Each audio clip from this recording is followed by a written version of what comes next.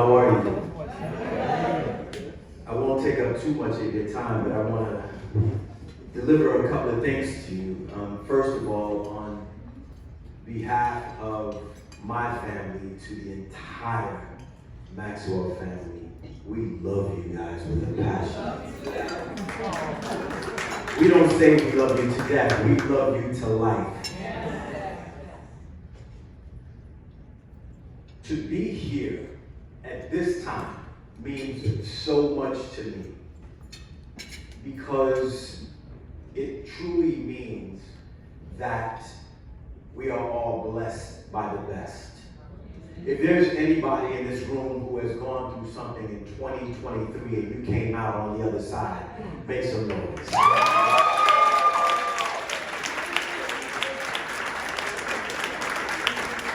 Anybody that knows me knows that I give thanks to the Most High every day.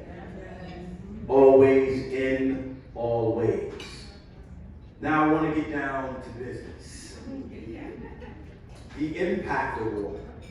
To be impactful. There's a story I heard by Mr. Wayne Dyer. Anybody heard of Wayne Dyer? It's a really beautiful story, and I'd like to share it with you quick if you give me permission. Do I have permission? Yes. Can I take a moment? Yes. He tells a story about a man who went to Central America to get these parrots. They were these beautiful, colorful parrots. And he brought some back. A few years goes by, and he looks at the parrot and he says, "Do you want me to tell your family anything? Because I'm going back to get more." The parrot said, "Tell my family I'm okay. I love my beautiful cage here in America, and I'm okay." So the man gets on the plane and he goes back into the forest where he got the other parrots, and he said, "I'm here to deliver a message." But the parrots knew why he was there. And so as he told the story, one big, beautiful parrot just dropped down to his side and seemed to stop breathing. And the man thought, wow, he must be very close friends with the parrot that I have back at home. And so when he gets back, he tells the parrot, "I told them that you said that you're living a happy life and you love your cage." But the parrot died. And as he told the parrot that he had in the cage, he told the story to him, and that parrot fell over and seemingly died. Well, he took the parrot out of the cage, and he took it outside, and he was getting ready to bury the parrot. And as the man turned around to get the shovel, the parrot got up and flew away. And he said, "You aren't dead." And the parrot said, "No." He said, "But I thought you were dead." The same reaction as the other parrot. He said, "Yes, my friend that you saw sent me a great message." And he said, "Sometimes, in order to live, you must learn to die." And what that said to me is, we love a life of comfort. We love to be happy without having to give happiness. We just desire happiness, but we don't choose to give happiness. We don't choose to share happiness. If I stand here and I want to go into church real quick, and I'm going to step on some toes, but I promise you at the end of this, it will be all right, because I didn't come to impress you. I came to impress upon you some new information. See, I'm going to put it in a new cup, because the cup that you've been given your entire life is a little dirty. And so I came to give you some new water in a new cup. We have always been told it is better to give than it is to receive. Well, I challenge that theory. Because if Dewan is standing in front of me, and please hold your hand up, what does the giver's hand look like? It looks like this. What does the receiver's hand look like?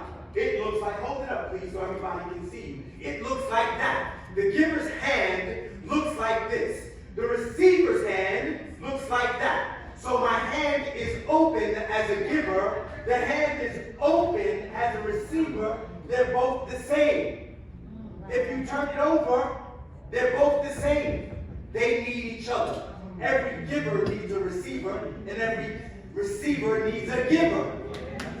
It is not better to give than to receive. They're both the same. They need each other. The only person that will tell you it is better to give than to receive is the person receiving.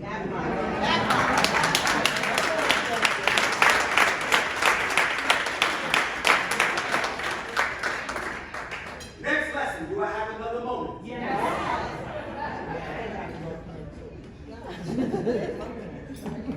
Is this glass half empty or half full? I have somebody said, it depends on how you look at it. That is true, but let's see if you're really looking. Somebody at the table said half full. Somebody over there said half empty. Now we would say they're optimists and pessimists, but it was a trick question. Because the person providing the question to you only gave you two options. So it's a trick question. You got to be careful because people in life are tricky. Because I'm the person presenting the question, you felt that there were only two answers. I said half empty or half full. Please pour a little bit more water in this. Just a little bit more. Keep going. Stop. Okay. Now it's half empty or half full, correct? Okay. I gave you a second chance. But I'm the one that presented the question again. And all of these stories are going to tie in on how impactful we can be. But let's see if we're doing it the right way. I said, is this glass half empty or half full? Somebody said it depends on how you look at it. Correct. Some other people said half full. Correct. Some other people said half empty. Correct. But are they? I presented the question as a trick. I said, is the glass half empty or half full? Everybody in here focused on the water. It is filled half with water and the other half with air. The glass is always full. Oh, man.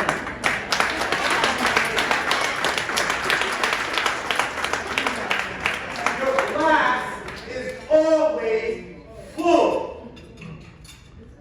People are looking at the water.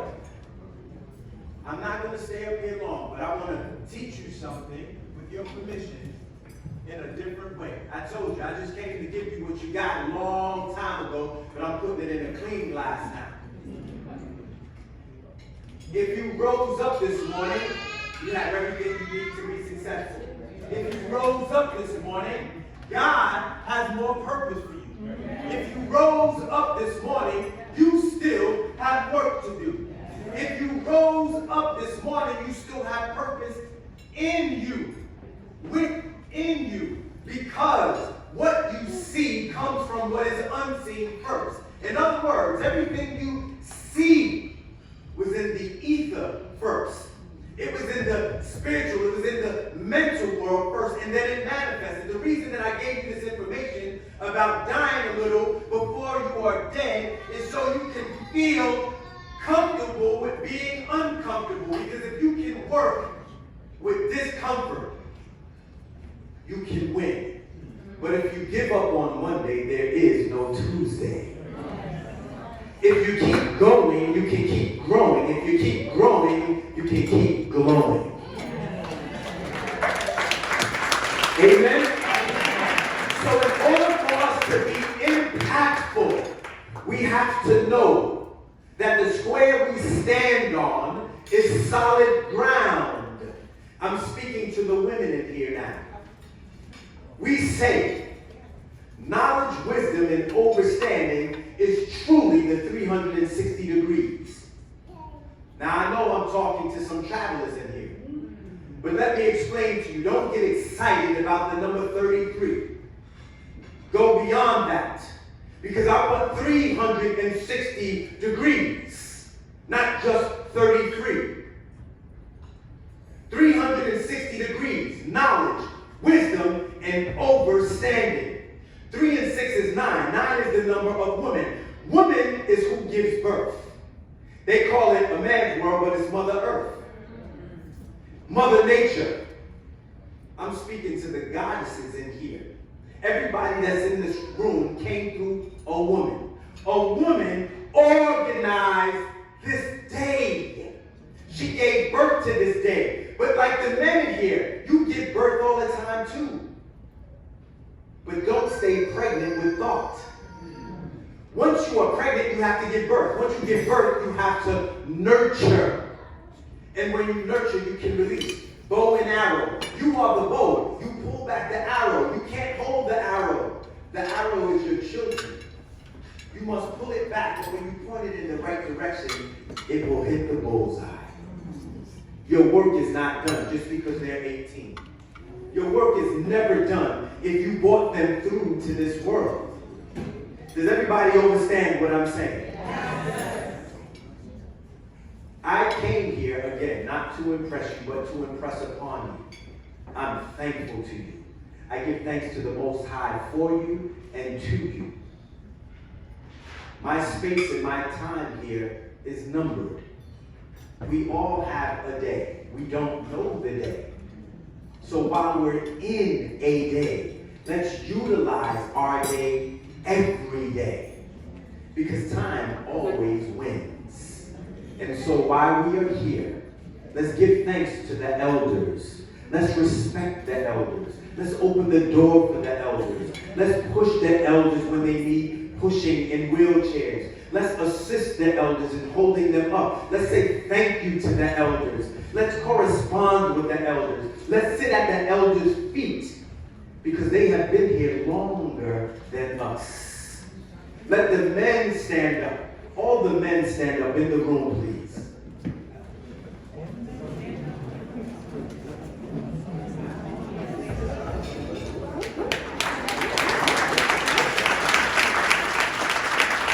Men, we are strong enough to support our families. We are strong enough to protect our families. We are at the watch door. We are at the gate. It is our responsibility. And the word responsibility means responding to your ability. Let's do on our job. Let's stay on post.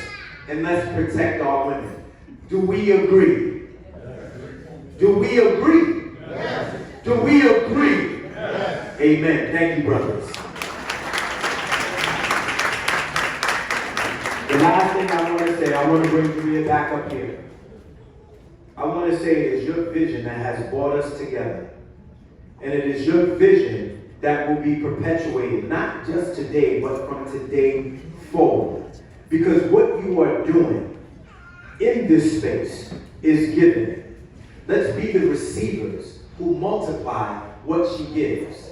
And let's make what she gives abundant. When we talk about Jesus fed the multitudes, this is what we're talking about. Let's take this information and multiply it and feed. Because when we feed and people eat, they can use it as a resource to not only help themselves, but their families. Let's be givers, simply because givers get more.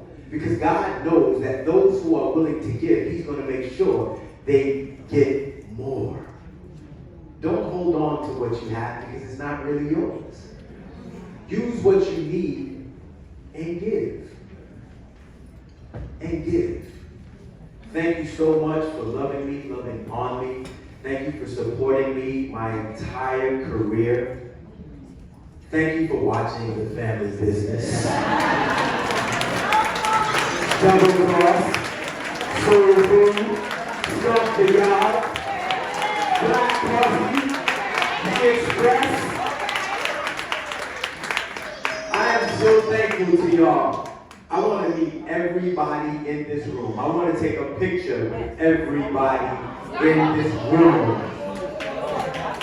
Because you love me so much.